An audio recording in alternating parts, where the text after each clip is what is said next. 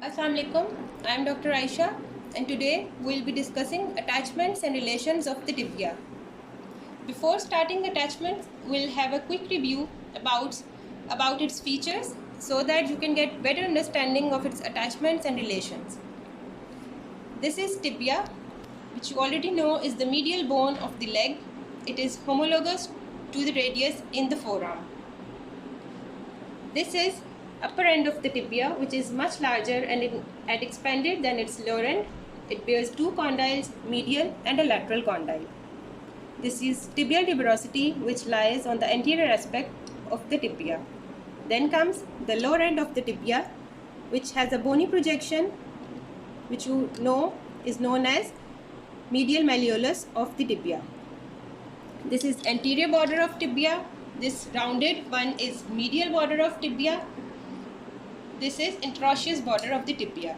The surface between anterior and medial border is the medial surface. The surface between anterior and lateral border is the lateral surface. And this is the posterior surface of the tibia. Now, if I hold the tibia in its anatomical position like this, you can appreciate the side of the bone. This is medial malleolus and medial side of the tibia. This is lateral side of the tibia. So you can appreciate this is tibia of the left side. Okay. Now let's begin with its attachments. The red color is indicating origin of the muscles. Green color is indicating attachment of the ligaments and joint capsule, and the blue color indicates insertion of the muscles. Now let's begin with the medial condyle. This is anterior surface of the medial condyle. To the anterior surface, there is attachment of medial patellar retinaculum, which you already know. Medial and lateral patellar retinacula, these are formed by vastus medialis and vastus lateralis muscles respectively. The second attachment is the tendon of semimembranosus muscle. This is a groove on the posterior aspect of medial condyle of tibia. Into this groove there is insertion of the tendon of semimembranosus muscle right here. Then comes the capsular ligament of the knee joint, which is attached about 1 centimeter beyond its articular margins. This capsule is thick along the sides and on the posterior aspect of the tibia. This green line is indicating attachment of the capsular ligament. There is a gap behind the lateral condyle right here for the passage of tendon of popliteus, which arises from femur and is inserted here into the posterior surface of the tibia. On the anterior aspect of the upper end of tibia, this capsular ligament is thin and is replaced, or you can say it is strengthened, by medial and lateral patellar retinacula in this region. In the central region here, this capsule is replaced and is strengthened by ligamentum patelli, which you already know is the common tendon of quadriceps muscle. Let me explain this with the help of a diagram. 2. This is an image of superior surface of the upper end of tibia. This dotted line is representing the attachment of joint capsule along the sides and along the posterior surface or posterior aspect of the tibia. This gap which you can see here is the gap for the tendon of popliteus muscle. On the anterior aspect of medial and lateral condyles, the fibrous capsule is replaced by medial patellar retinaculum and lateral patellar retinaculum. As you can see here, this part is strengthened by these patellar retinacula. In the central portion, fibrous capsule is replaced by patellar ligament. This is the ligamentum patelli, which replaced the central part of the fibrous capsule along the upper end of the tibia. Now let's move on to the lateral condyle of the tibia. There is a rough impression on the anterior surface of the lateral condyle. This rough impression is known as Gerdy's tubercle, that is G-E-R-D-Y, Gerdy's tubercle. To this tubercle, there is attachment of iliotibial tract. Then we have on the postero-inferior aspect of the lateral condyle, there is a fibular facet. This rounded structure that you can see here is the fibular facet, to which the fibula or head of fibula is attached. Around its margins, capsular ligament of tibiofibular joint is attached. Just supromedial to this facet, we have a groove here. Into this groove, tendon of popliteus lies. As we know, popliteus arises from the femur and is inserted into the tibia. Through its passage, the tendon of popliteus lies into this groove. So the three attachments of the lateral condyle are iliotibial tract on the anterior Gerdy's tubercle, capsular ligament of tibiofibular joint, and tendon of popliteus into the groove which lies supromedial to this facet. Then we have intercondylar area. This is intercondylar area of the tibia. This is intercondylar area, which means the area between two condyles. This larger one is medial condyle and this is lateral condyle. These black structures or this black color is indicating the position of medial and lateral meniscus. These menisci are basically pieces of fibrocartilage that occupies peripheral non-articular part of these tibial condyles. This central part is articular, which you already know articulates with the respective femoral condyles. The peripheral parts, which are non-articular, they have medial and lateral menisci. The function of these menisci is to stabilize the knee joint. They also act as shock absorber at the knee joint. As these are semicircular, they have anterior and posterior horns. These are anterior horns of these menisci, these are posterior horns. Now starting from before backwards, this way, the attachments on intercondylar area are, the first one is anterior horn of the medial meniscus, which is attached just in front of the articular area of the medial meniscus.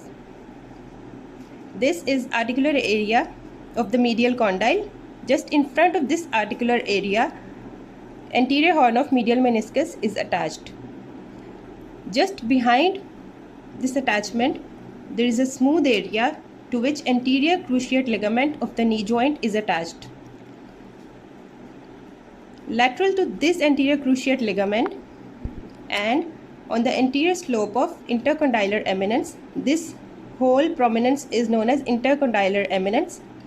On the anterior slope of this eminence, just lateral to anterior cruciate ligament, right here, there is attachment of anterior horn of lateral meniscus. These are intercondylar tubercles, medial and lateral. Now, just on the posterior slope of intercondylar eminence, there is attachment of posterior horn of lateral meniscus right here. Now, this is medial intercondylar tubercle.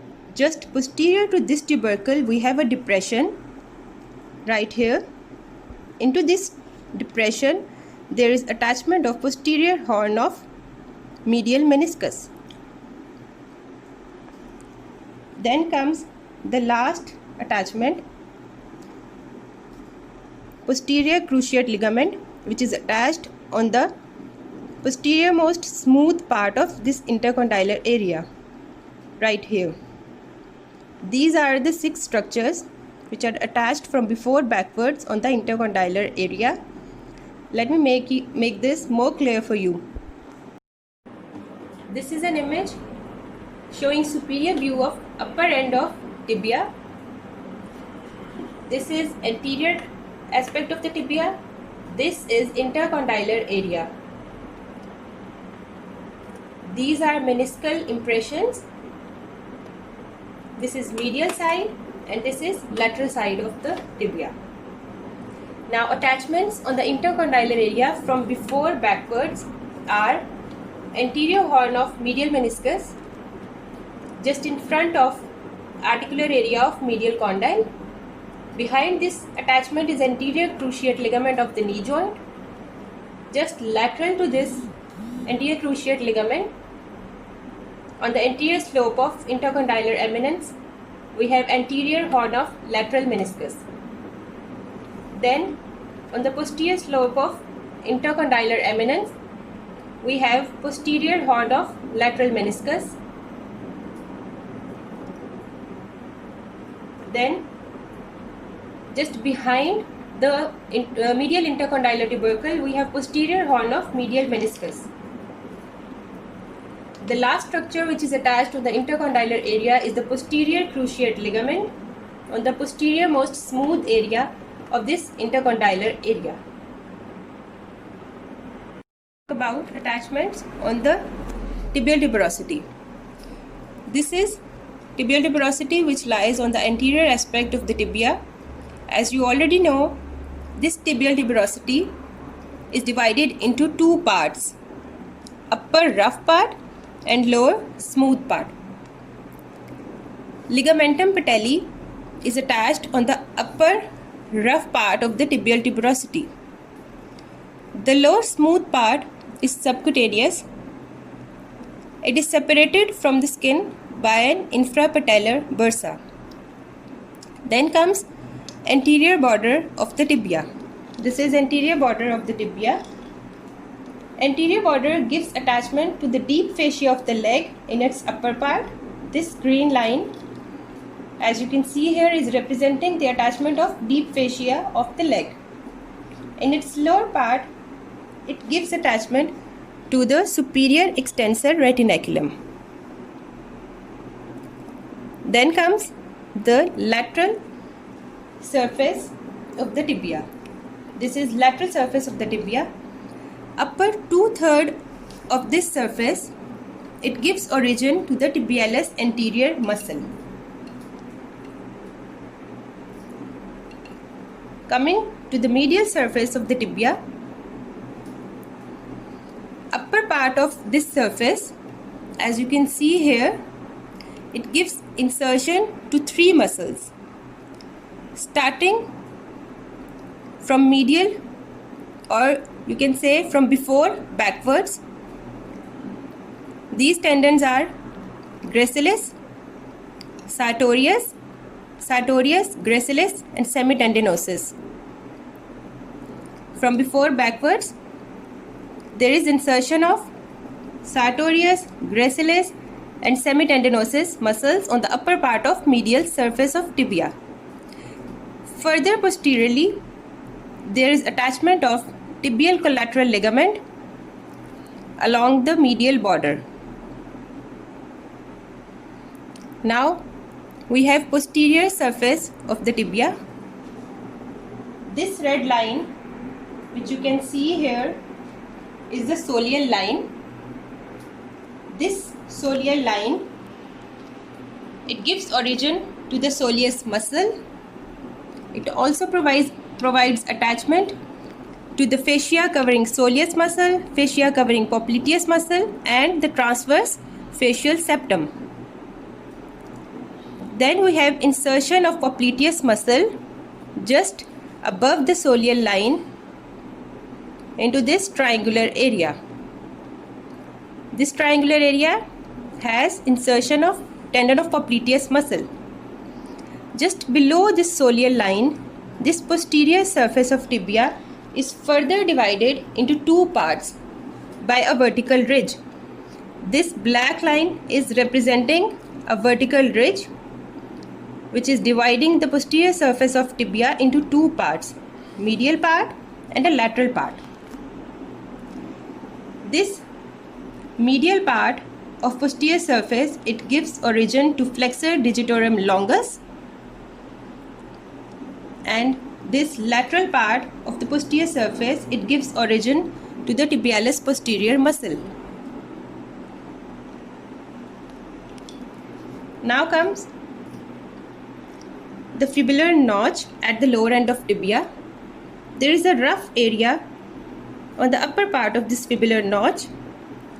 This provides attachment to the interosseous tibiofibular ligament. Now coming to the inferior surface of the tibia, there is attachment of capsular ligament of the ankle joint along the articular margins of the lower end of tibia. This green line is indicating the articular margin of the ankle joint. Capsular ligament of the ankle joint is attached here. Now the deltoid ligament. The lower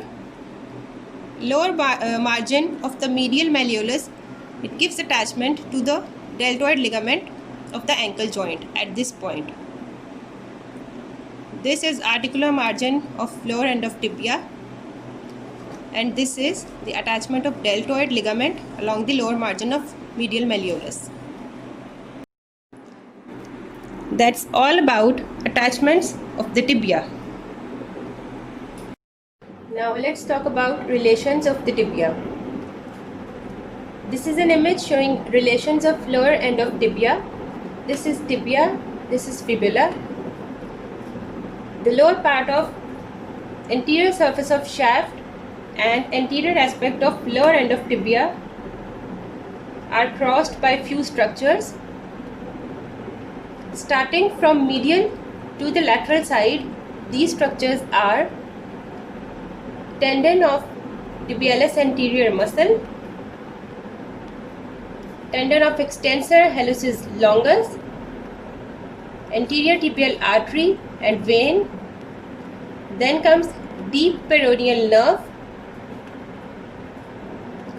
tendon of extensor digitorum longus muscle, and the last structure is the tendon of fibularis tertius, which is also known as peroneus tertius. These are the structures which cross the anterior aspect of lower end of tibia. Now we'll talk about relations of posterior surface of lower part of tibia. This is tibia, this is fibula. On the posterior surface of the lower part of tibia, the structures which cross the lower part of posterior aspect of tibia, starting from medial to the lateral sides, are first the tendon of tibialis posterior, then comes the tendon of flexor digitorum longus, posterior tibial artery and vein, then comes the tibial nerve, and the last structure is tendon of flexor hallucis longus. The tendon of tibialis posterior lies in a groove at the lower end of tibia. The groove for the tendon of tibialis posterior continues downward on the posterior surface of medial malleolus. Then we have the great saphenous vein, which crosses the lower 1/3 of medial surface of shaft of tibia. That's all about tibia, its attachments and relations. Thank you.